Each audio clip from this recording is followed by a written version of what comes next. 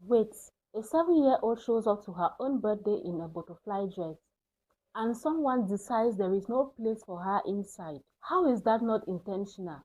And who's really controlling this? Let's watch and find out for ourselves. My daughter was wearing her butterfly dress. She'd picked it out herself, yellow, with little wings stitched along the hem. She'd been talking about wearing it to the family party for 2 weeks straight. 2 weeks of, Mama, do you think the cousins will like it? Mama, will there be cake with sprinkles? Mama, do you think Grandpa will sing? She was 7 years old. It was her birthday. And she wanted one thing, to celebrate with her whole family, the way her cousins always did at Aunt Renee's house every spring. I thought that was a reasonable wish. I was wrong, because 40 minutes later, my daughter was standing in the rain on that front porch, butterfly dress soaked through, hair flat against her face, watching her cousins eat cake through the window. And my sister was on the other side of that glass, not looking back. I didn't cry. I didn't scream. I took Lily's hand, walked her to the car, and made a decision so quietly it probably looked like nothing. They would find out soon enough that it was everything. What happened inside that house and what I did about it changes tonight. Let me tell you how we even got to that driveway, because the invitation itself should have been a warning. Every spring, my sister Renee hosts the family gathering.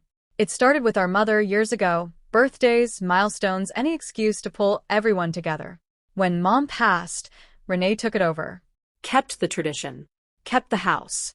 Kept, apparently, the right to decide who belongs in it. Lily's 7th birthday fell on the same weekend as this year's gathering. I RSVP'd for both of us. Renee said nothing unusual. No hesitation. No, actually, this year is different. Just silence that I mistook for agreement.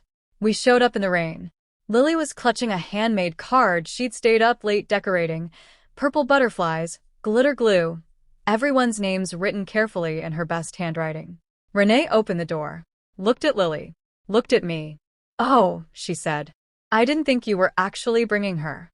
Inside, I could see it all. Cousins running, balloons. My father Gerald already seated at the head of the table. Aunt Lorraine. A full spread. Nobody came to the door. And then Renee stepped outside, pulled it nearly shut behind her, and said the words I still hear at night. There's just no place for her inside today. No place for her. Before we continue with this video, please like, subscribe, and turn on the notification bell for updates. Wait, she didn't hesitate or explain, just decided Lily doesn't belong. And no one inside is stepping in. So was this already agreed on? A 7-year-old, in a butterfly dress, on her own birthday. I need you to understand, I am not a confrontational person. I have spent my entire adult life keeping the peace in that family. Showing up, staying quiet, absorbing things that would have broken other people. But standing on that porch, rain hitting my shoulders, watching my daughter look up at me for an explanation I didn't have, something shifted.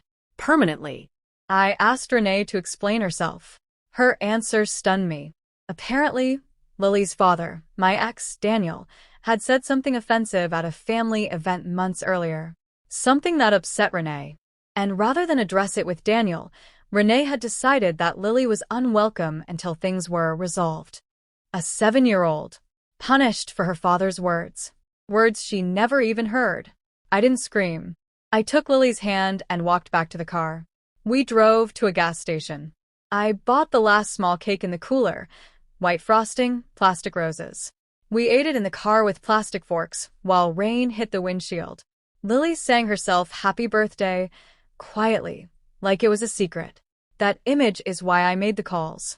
And those 2 calls changed everything. They always called me the quiet one, the dependable one, the one who never made a fuss, never asked for recognition, never caused problems. What they never stopped to consider, not once, is that quiet people notice everything. And some of us keep records.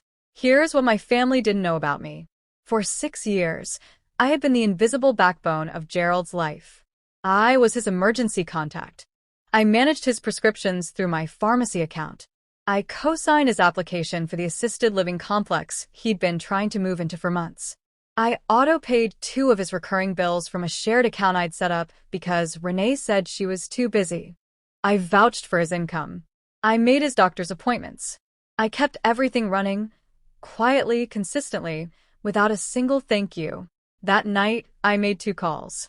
The first, to Gerald's facility coordinator.